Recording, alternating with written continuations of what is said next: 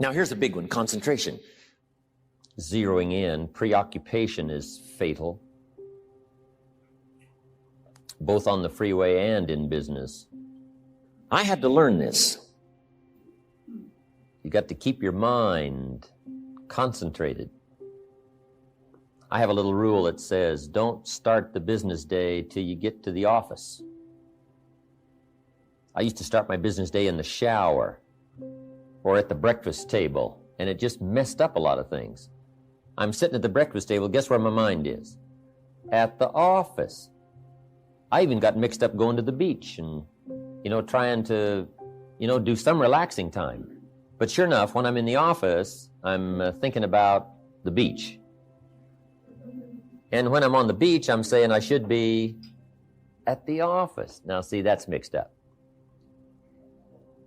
We quoted that little quote from the Reader's Digest in the evening seminar, right? Wherever you are, be there. If you're at the breakfast table, be there. When you're having a conversation with somebody, be there. When you're on your way to work, be there. Enjoy the ride.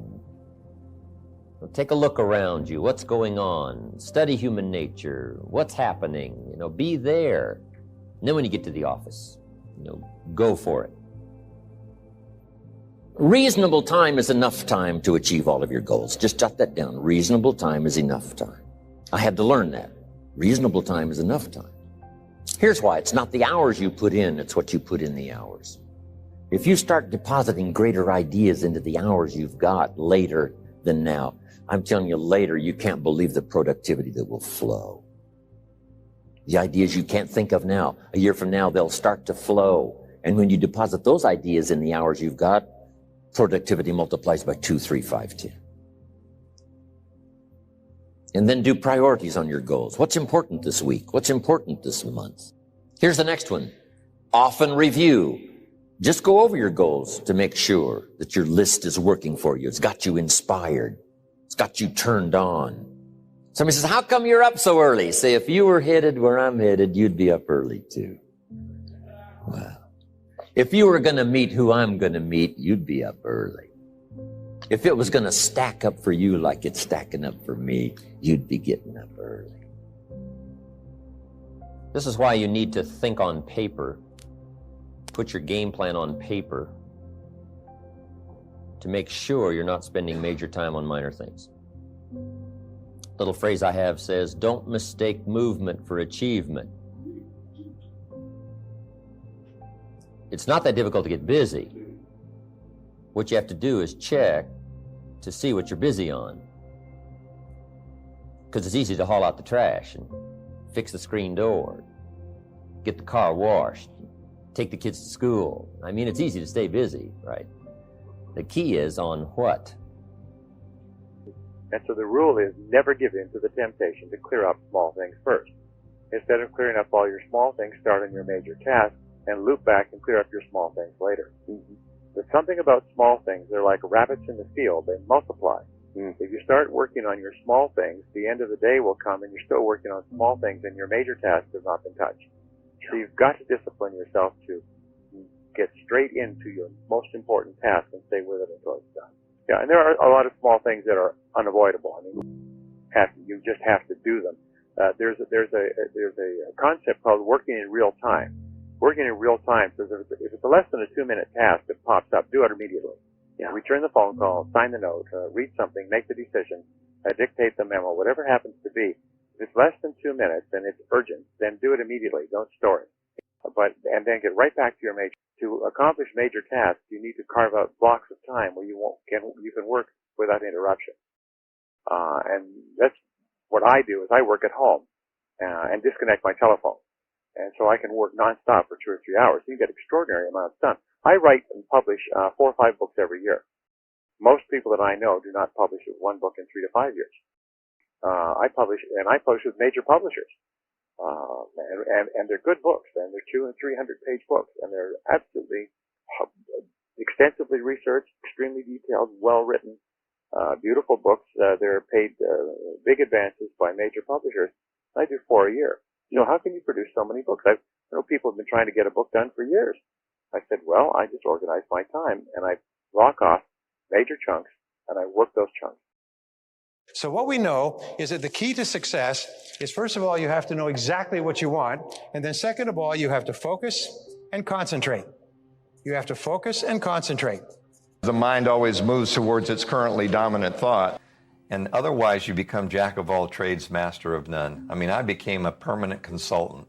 I was good at a lot of things, but nothing really good at one thing. And until I concentrated, maybe on the psychology of winning, and becoming an audio speaker on tape and pushing that up to the consciousness, did I ever become successful. But if you can find a team or a coach and a mentor, and you get focused in one area, your expertise grows with that, and you develop focus and discipline around that one thing. People say, well, wait a minute, if you do that, you're just going to be good at that.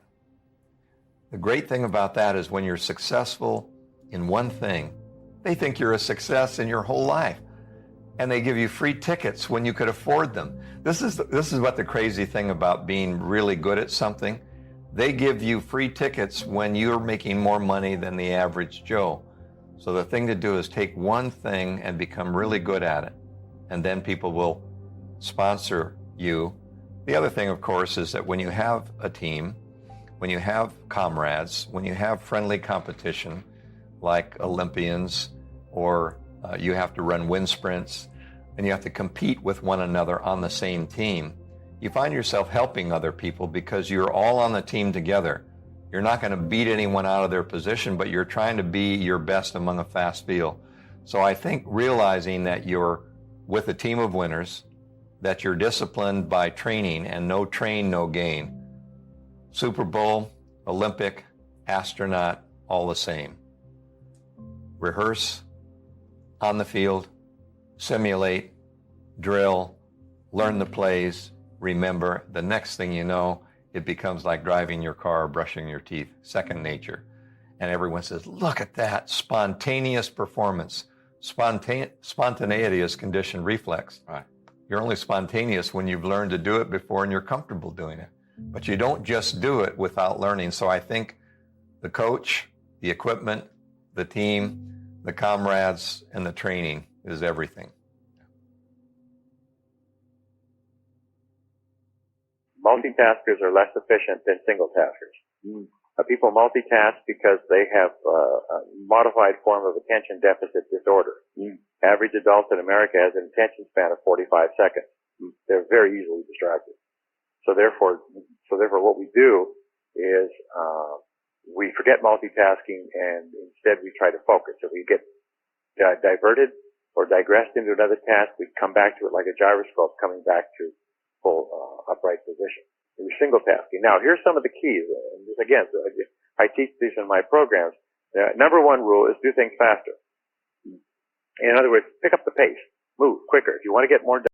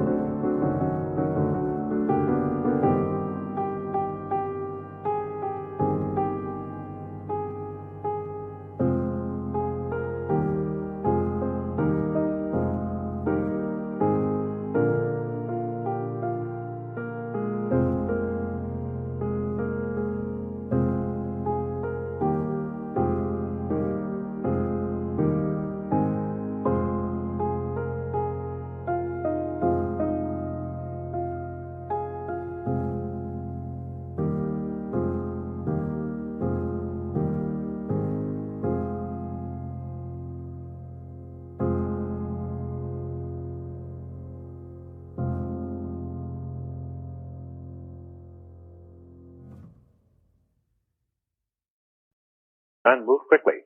Pick up the pace. Just move faster. Just move. Just imagine you're under a deadline. The other end of the building is on fire. You've got to get this done. It's absolutely amazing what happens when you put yourself under pressure. Number two is work longer and harder. As Jim Rohn suggests, a wonderful comment. Start a little earlier, work a little harder, stay a little later. If you come into the office a little bit earlier, 1 hour of uninterrupted work is the equivalent of 3 hours of work in a busy office environment. So you find opportunities. You come in an hour earlier when no one's there, and you immediately start work, and you can get an enormous amount done. Work at lunchtime. So everybody goes for lunch, everything quiets down. Don't go for lunch because everybody else is. Use that time to get on top of things, and stay an hour later. Yeah. What you'll do is you'll beat the traffic coming in, beat the traffic going home. It won't affect your schedule at all, but you'll actually double your productivity. So that's one way. Work longer and harder. The other is work faster. The third way is do things you're better at. Keep asking, what are the things that I am the very best at? Because those are almost invariably the things that pay you the highest hourly rate. So do more and more of the things that you're better at. Now, the fourth task is to get better at your key task. Improving at your key task is critical. It's sort of like skiing. If you're just an amateur skier, you have to go very slowly for fear of falling. The better you get at skiing, the faster you can ski. So since most skiers, kind of measure how many runs did I have today? Well, a good skier can get 10 or 15 runs down the whole mountain. A poor skier may only get 5 or 6. The good skier is 2 or 3 times as productive because he or she is.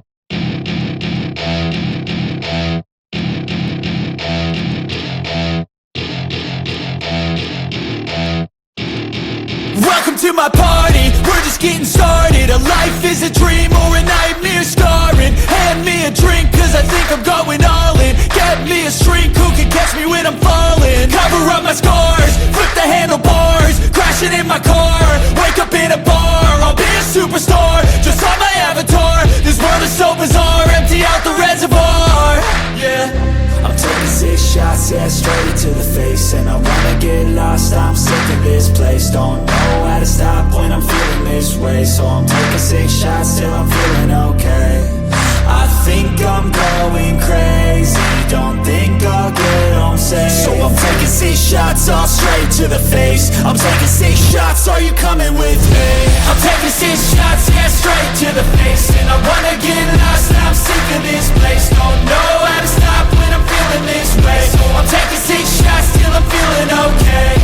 I think I'm going crazy, don't think I'll get home safe. So I'm taking 6 shots, all straight to the face. I'm taking 6 shots, are you coming with me? Sometimes you need to let loose, grab juice, get goose, tattoos, taboos, get screwed. Loosen up, buttercup, all those hate comments will never make you feel enough. We're all adequate graduates, hearts full of calluses, but we know calculus. Damn, ain't that fabulous? Can't wait to apply all those mathematicus. But we can't get a job that pays us enough. I'm about to pop up. Fuck you, you're lost. We all know that we never really want a boss. So I'ma do what I want to, something I can't undo. Yeah, I'ma do what I want to, something I can't undo.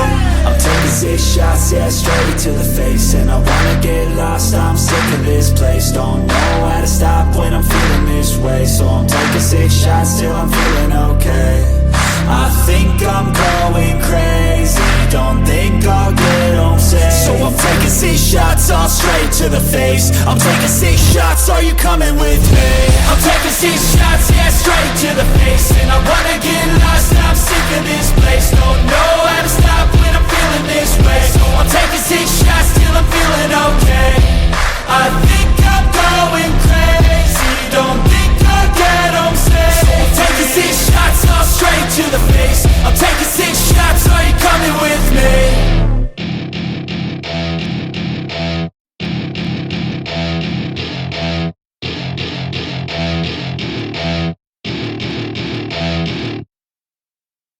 Better at the key task. So say, what's the most important thing I do? And get better at it. It's the most amazing thing. I gave a talk yesterday to 100 very successful business people, And I can speak for 8 hours. I often do full-day seminars. I had 12 minutes. So what I did is I took a whole series of ideas and I condensed them around 3 key ideas and 3 graphs, and did the whole thing in about 12 minutes. And they said it was one of the best talks they had ever given, because you just pick up the pace and you get really, really fast and cover the most important points. In your business, say, if I was really, really good at prospecting, well, then I would have far more better people to speak to. So therefore, I'm going to get really, really good at prospecting. Now, another way that you can get more done faster is to work with other people, is to do things together. Get people who cooperate with you. So, for instance, sometimes I will sign 100 books, but when I've agreed with a client that I'll autograph 100 books, then I have 2 people, who are my staff members. One sits on one side and they open the book and shove it forward, open to the signature page. And I quickly sign it and shove it to my right, and there's a second person there that takes the book and packs it. And so it goes bang, bang, bang, bang, bang, bang. I can get to 100 books in 10 minutes. Whereas if I did it myself, it would take me half an hour. So sometimes you can work with others. Another thing we talked about is bunch your tasks. Bunching your tasks means do a lot of, again, like signing books, sign all 100 books at once.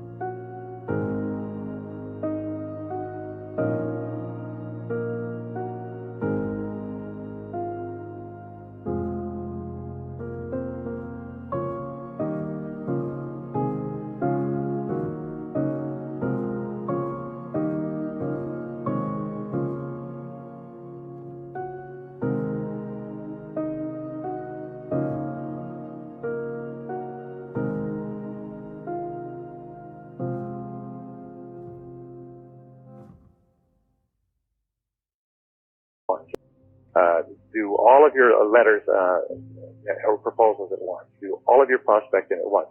Bunch your tasks. And another thing that you can do, one of the greatest of all time savers, is to downsize, outsource, delegate, and eliminate low-value tasks. Get rid of them altogether. Don't try to do more of them. Get rid of them altogether. Well, again, we have to keep coming back. And I used to use the example of a mariner that would use a sextant to shoot the moon and the stars to find out exactly where the sailor was on the ocean. Well, you have to do the same thing. You have to stop every single day, and sometimes during the day, and think, what are my goals right now? What are my most important goals right now? And of my most important goals, what's the most important thing I can do right now to achieve my most important goal? And you have to keep coming back. Another model a metaphor is the fashion photographers. Before they had automatic focus, so the fashion photographer would have to, every single time they moved, they'd have to refocus the camera. So you can imagine, you've seen them in movies, on television. They keep moving and focusing and refocusing as they move around the model. Well, you need to do that throughout the day. Keep refocusing, and keep asking yourself, is what I'm doing right now the most valuable use of my time? So you have to keep refocusing, keep saying, is what I'm doing right now the most valuable use of my time? Is this the most valuable use of my time? And keep asking throughout the day, and make sure that if somebody came in and asked you, is that the most valuable use of your time right now? You could look up and say, yes, it is.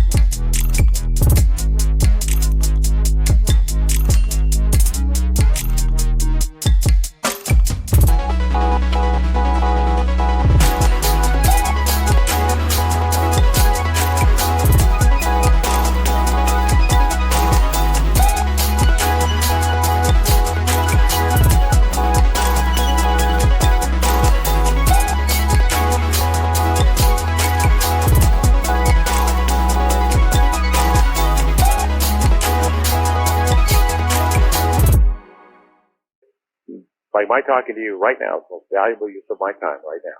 There's no other focus or concentration. And the instant I stop talking to you, I will immediately shift like a sniper, moving to the next target with a telescopic sight onto the most valuable use of my time. Imagine we're standing in a big empty room, right? And we're standing in one corner, and I give you a simple instruction. I want you to go to that corner in a straight line, right? Off you go, no big deal, right? Without telling you, I slip a chair in front of you. What do? You go around the chair. Now you just disobeyed what I told you to do. I told you to go to that corner straight line. But this is the amazing things about human beings, which is when we're given a clear destination, we use our own creativity and our own sense of innovation and our own problem-solving abilities to overcome obstacles to get to the destination. In other words, the destination is more important than the route, right? We're flexible about the route. We're obsessed with the destination. Reset. We're standing in the corner together, and I give you a simple instruction. Go somewhere in this room in a straight line. And you say to me, well, where do you want me to go? I'm like, I don't know. You're smart. Figure it out. Go in a straight line. And so you pick a point, and you start walking. And without telling you, I put a chair in front of you. And what do? You come to a grinding halt. I say, what did you stop for? You go, well, you put a chair in front of me. Or you'll make a sudden turn and go in another direction, right? And this is the problem. It's the same obstacle.